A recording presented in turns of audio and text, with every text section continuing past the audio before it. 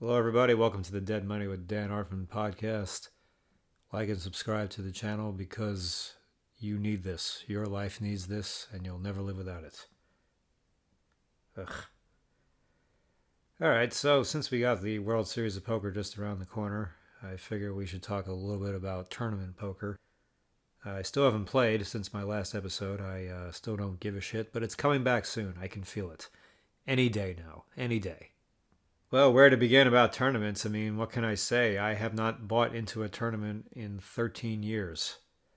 The last time I bought into a tournament was the main event in 2013. I went out on day two. I was not happy with the way I played, and I just haven't bought into a tournament since. And you know what? I feel still great about it. 13 years sobriety. I know a lot of people feel that tournaments suck, but they still play them. And for me, the glass has just always been half full the way I look at it. And by half full, it's more like 90% full. Or no, 90% empty. What? Did I say anything that made sense just now? I don't know. They suck. I don't want to play tournaments because they suck. Now, they suck for a lot of reasons, though. But before I get to those reasons, first I'll talk about the one tournament I did play 5 years ago at the Wynn. I got free rolled to play a $1,600 bounty event. Just a bounty, no mystery. I went out right before the dinner break, and I lost a big all-in. Leading up to that, I had ace-king all-in against ace-queen, and he won. And if you lose those kinds of hands, earlier, middle, or late in the tournament, you're probably not going to win the tournament. But when I played this tournament, it of course had only been 8 years since I last bought into a tournament, but 8 years is still a long time. And when the tournament began, some of the spots I got put in right away, I was just thinking, yeah, it's definitely been 8 years since I've played one of these. And it happened probably like 4 or 5 times where I just helplessly was thinking to myself, like, what do? I don't even know what to do. I was so sad and sick about it. They were mostly just pre-flop decisions from early position, like, do I get to play this hand or not? I wasn't sure. I erred on the side of raising. But you know what I did? Not only once, but twice in this freaking tournament is I screwed up the color denominations and misread what chips I was betting with. It's like forgetting how many outs there are in a baseball game. I 3-bet this guy a reg. I 3-bet him to a size way bigger than I wanted to. And goddamn me, if he fucking picks up on the live read for a moment that I had this thought of, oh shit, I didn't mean to do that. And he fucking 4-bets me. And I'm afraid to 5-bet all in because I'm worried, what if he really just has a 4-betting hand and he hasn't picked up on what's happened? But he told me after the hand that he said, I knew you didn't mean to bet that amount. So God, what a sick spot for him, and he capitalized on it. So you think, okay, I'll remember the color denominations now, but no, I would make this mistake a second time. Twice in one fucking tournament, I bet the wrong amount because I screwed up the chips. And I made the same mistake both times. I bet way more than I wanted to, not less. Now, who knows if maybe the second time it happened, it caused me to win the pot. We'll never know if I bet the size I wanted, if it would have worked. I don't remember the action, really. I just know that the guy checked to me on the river. I believe there was a 4-liner straight, and the pot had like maybe 8,000 or 9,000, and I bet like 7,000, which we know is a huge bet for a tournament. I meant to go smaller. And now I find out I've bet a hell of a lot bigger than I meant to a second time. And I'm just like, well, look, I guess I got experience with this now. So I guess I did a better job of maintaining the fact or masking the fact that I had done that. So the guy folds and the dealer just doesn't take his cards. Like, they're just sitting out there over the line. And the dealer, who's a new dealer, and you know what a nightmare these dealers are in tournaments, she's just she's looking at me for some reason. Why? I have no idea. Why is she looking at me? She has this stupid look on her face. And this was the one moment where I may have given myself up about being stressed out about the situation, where I just like snapped at her. I was like, take his cards! Like, Jesus Christ, like I'm bluffing here. I bluffed too big. This is the second time I picked the size, accidentally picked the wrong size. And now I have a fucking dealer who won't muck the fucking hand, the guy who's trying to lose the pot to me. This is what's so tilting is these dealers are just so clueless. They have no confidence in what they're doing at all. This is not a tricky situation. There are 2 players left. One guy bet and the other guy threw his cards in. You are supposed to complete the situation now. You take his cards, put it in the muck, give me the pot, and we move on. Now, when I snapped at her to take his cards, yeah, then she took them in. And I just say to the players after, I'm like, that hand is not fucking dead yet. Now, how often do players reach in and pull their hand back and call because they tried to angle or because they changed their mind or because of anything? I don't know. I don't know how often it happens. But I'll tell you what never happens. When a hand is folded, officially folded and killed, it comes back to life. That doesn't happen at all. Now, the dealers alone are not a reason not to play tournaments because even when you play cash, I mean, you got to deal with those people. The dealers are going to deal those games also. But just quick little tip, if you're coming out to the World Series for the first time, I don't even know if they still have the King's Lounge, like the high-limit cash games.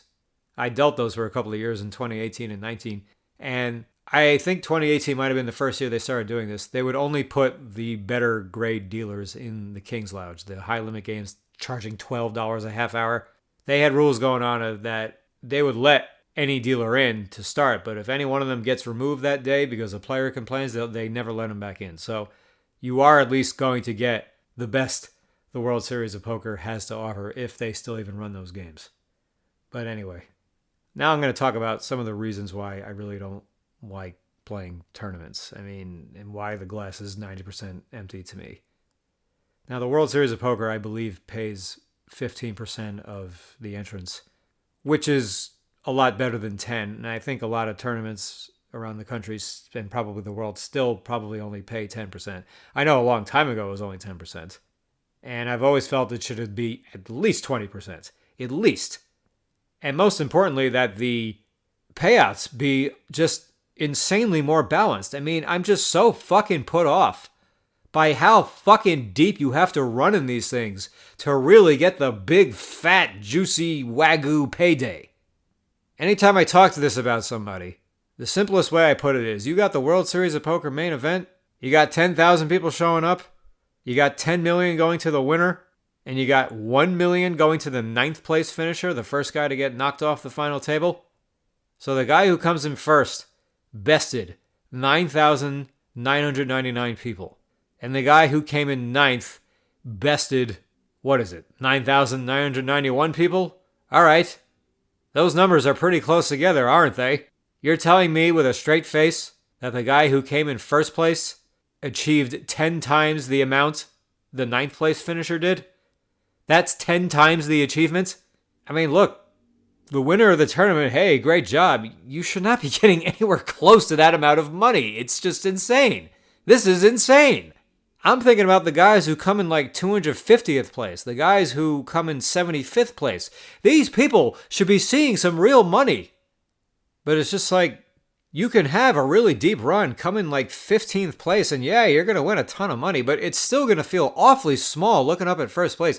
In 2012, the first main event I ever played, I got knocked out on day 4, 371st place, out of about 6,600. And I think that year they were still only paying 10%. My gross was 33,000, I think. So I net 23. I mean, what do you think that feels like looking up at 8.5 million? Doesn't feel like much. And I'm not saying that I should have won like 100,000, but look, if I had won another 7 or 8,000, hey, that'd be great. I would have taken that.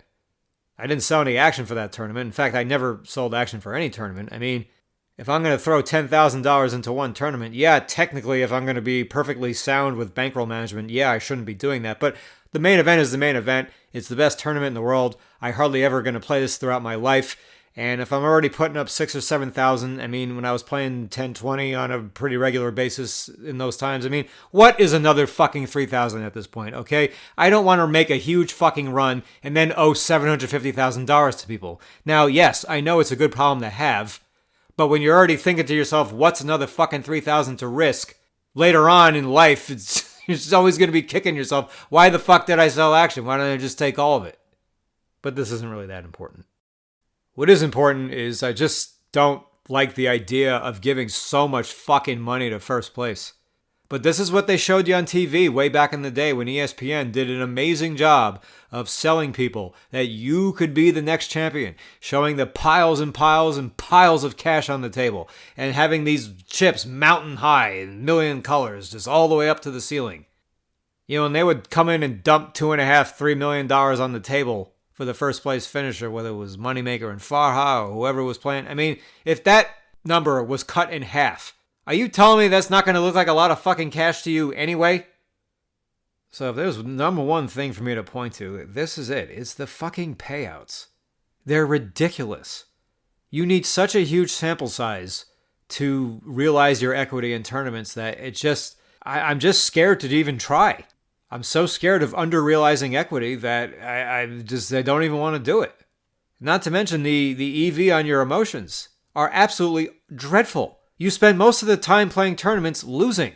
Loss after loss after loss. Bubbling. Missing the next ladder. I mean, missing coming in 7th instead of 6th, where the top 5 or 6 spots, that's where the payouts start to get really, really juicy. I lost that tournament 5 years ago. I was free roll, didn't put a penny in. I got 50% fucking free roll. How am I going to say no to this? I lost this tournament. I was more tilted by that than I had been from cash games in years and years and years. And that's saying quite a bit. And I think the most tilted I ever got, ever, was from a fucking tournament. I want to say it was my first World Series of Poker in 2009, because I got here at the end of 2008. It was the $1,500 event. I think it was the shootout where if you win your table, you cash. You just play an individual table, sit and go, basically. If you win your table a second time, you get to the final table, and if you win that, you get a bracelet. So I thought, all right, I could win a fucking table. I get down to 3-handed with, I forget who, but 2 guys I think I can play with. I went completely fucking bullshit-ass card dead, like 8 deuce offsuit every fucking hand, 3-handed. I mean, it's just unfucking real. Like, I mean, you want to be able, you get to play a lot more hands 3-handed, but this shit you can never play. Every time I saw a flop is because I was checked the big blind with garbage. I was so fucking pissed after that tournament. You know what I did? I did what everybody would do. I called my mom and just screamed my fucking head off. What did she say back to me? Probably not much. You know, she wasn't exactly the co-author to Super System. And I feel like I'm not the only one who feels this way, but people, they go on playing the tournaments anyway because they just live for that huge score. That one-day big-ass score. But you know something? You can play cash games every day for 15, 20 years. Look up after those 15 or 20 years and you have X number of million or X hundreds of thousands, and hey, that's pretty good. Or you could do the same thing in tournaments. You grind that out year in, year out until after 15, 20 years, you finally, your ship finally comes in, you hit the big one, and you got the same amount of money as the cash game player. The only difference is he had a much smoother ride in getting there. You were miserable most of the time. I mean, at what point is this just not worth it? Not to mention the fact, some of these tournaments, like the main event has 10,000. Remember that stupid Colossus tournament? I mean, it was like 30,000 people, how many day ones they had. I mean, this is like a legitimate big town of people playing one fucking poker tournament. Now, I assume poker was invented as a cash game, and I don't know how long it took before anyone even posed the idea of a tournament and what it would be like and why they want to do it. But something tells me this is not what people had in mind when tournaments were created. I don't think anyone ever envisioned there would be thousands upon tens of thousands of people showing up to play one single event. I mean, the first World Series of Poker main event, the 10,000, which is obviously a million times more than 10,000 is now. I think it was 6 players. Just a 6-handed sit and go online that you play at Binion's instead. 6 people. I can't stand all the late regging. I can't stand all the fucking, and the re-entries. I mean, the late regging I don't really like either, but I like it even less than the re-entries. Because the whole allure of a tournament to me is the fact that you have one bullet. And it hurts the cash games when you have these people rebuying bullet after bullet after bullet into tournaments where normally they play they one bullet and then they got to go chase it to cash. I mean, we know that's going to happen. And that's going to happen anyway. Not everybody wants to rebuy, but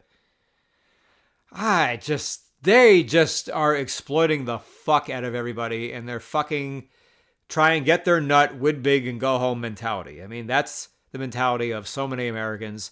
And I guess I can't blame these casinos for exploiting these fucking people. They don't have to show up and play the tournament. I mean, they are trying to make money, but the rate they charge is ridiculous. I mean, who knows what the EV even is with tournaments when you factor in all the taxes? I mean, it's just, cash games are just so much more dependable.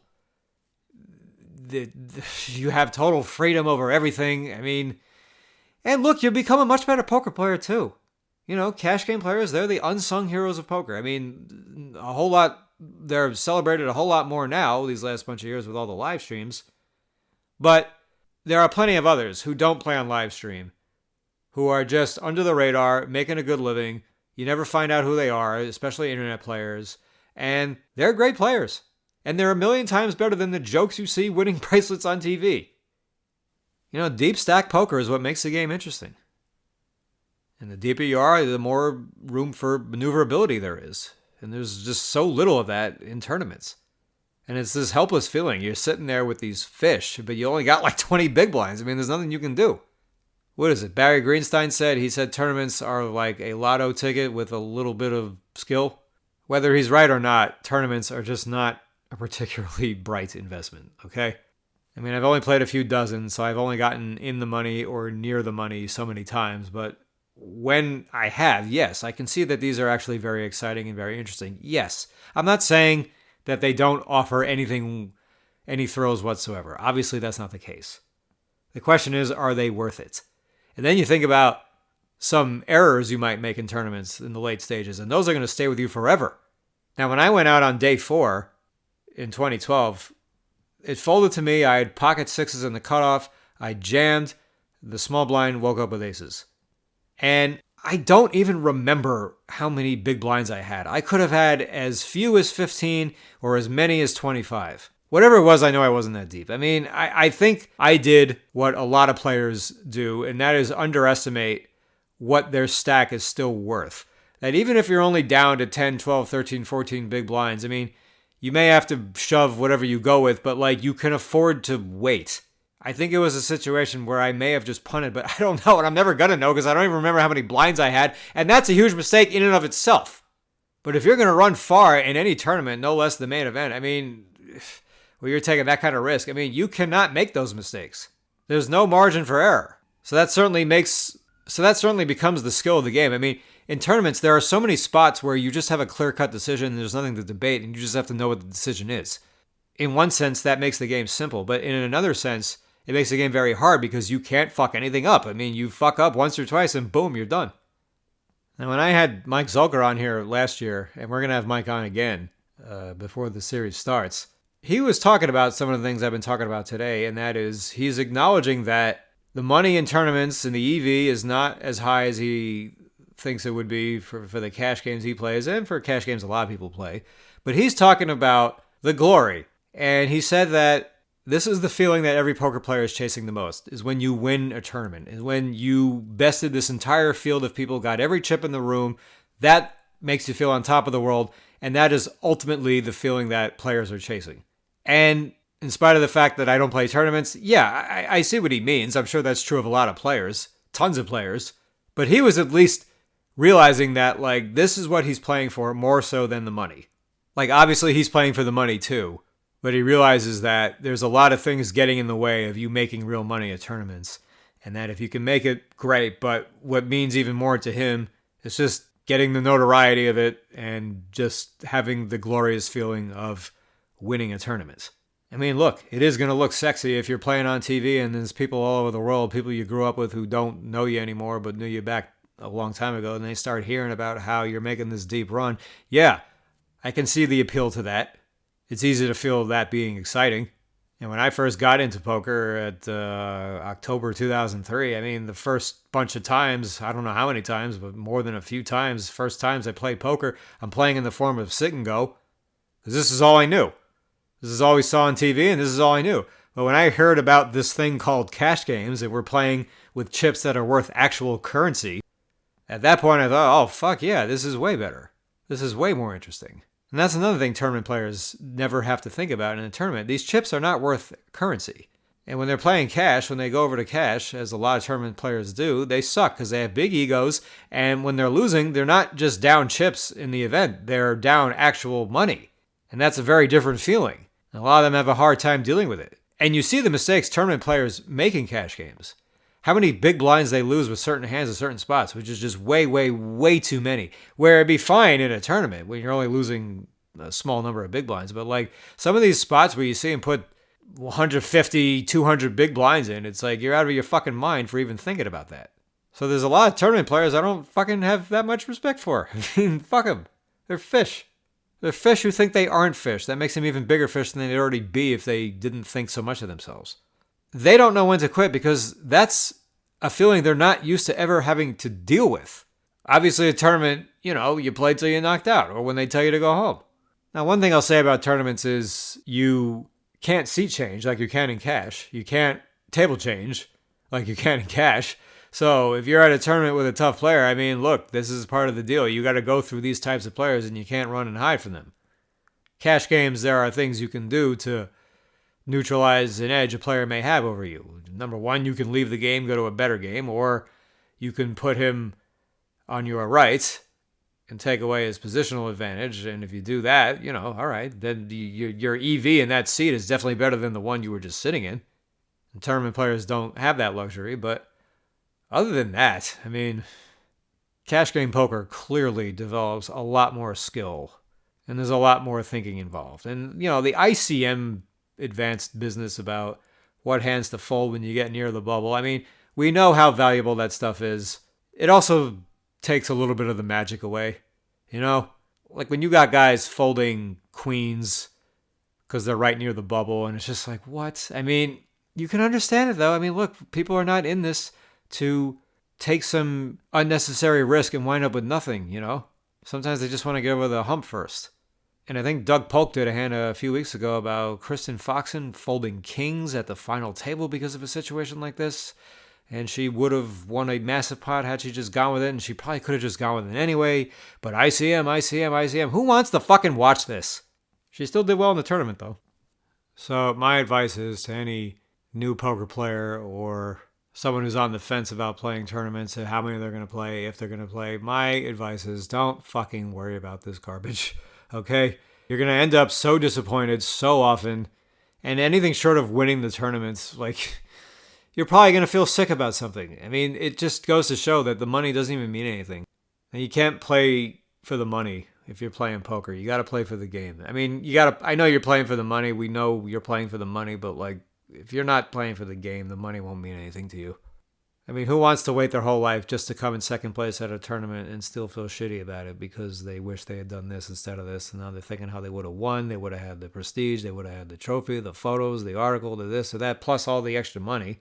So it's a rat race, and it's a rat race I'm glad I've stayed away from. I mean, I think if I achieved a lot of notoriety playing poker somehow, I mean, yeah, that would be fun, but it's not life and death to me. And it definitely is for some people who play tournaments. They really want the recognition.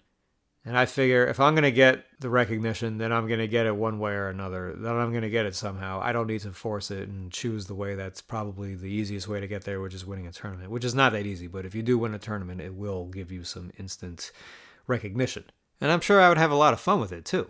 But it's just not that important. Just trying to have a nice, simple, fun life here, And that isn't necessarily going to be achieved just by doing well in tournaments for a while. And it's just kind of funny, the image that is painted of tournament players.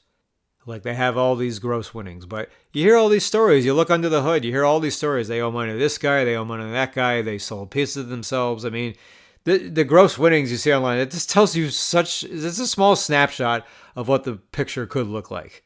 But if you're on the outside looking in, you don't play poker, you just know people who do, you're like, oh, wow, this guy's an amazing player. It's like, dude, the fucking guy is in so much debt and he sucks. And you could just walk past some other really great, successful cash game player and have no fucking clue who he is because you've never seen his face anywhere. So, all right, that'll just be the nuts and bolts for this week.